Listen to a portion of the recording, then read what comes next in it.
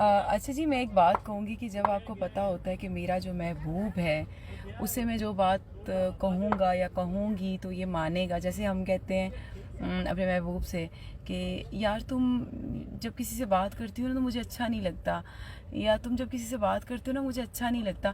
अच्छा, क्या होता है कि वक्त के साथ साथ वो काम छोड़ देता है। वक्त के साथ क्या, फ़ौरन से वो काम छोड़ देता है कि मेरे महबूब का मुंह ना बने। कहता है अच्छा चलो ठीक है, मैं इससे बात नहीं करूँगा। अच्छा, तुम्हें ये नहीं पसंद, मैं इसके साथ नहीं बैठूँगा।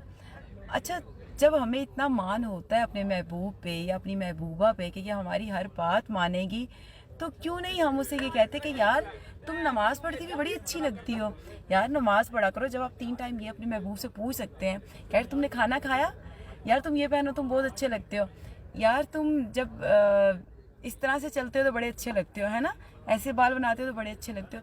अगर हम अपने महबूब को इस चीज़ का इजाफा कर दें कि यार जब तुम नमाज़ पढ़ते हो ना मुझे बड़े अच्छे लगते हो, या हम उससे पूछें यार तुमने नमाज़ पढ़ी, यार बड़ी गलत बात है, नमाज़ क्यों नहीं पढ़ती, नमाज़ पढ़ा करो।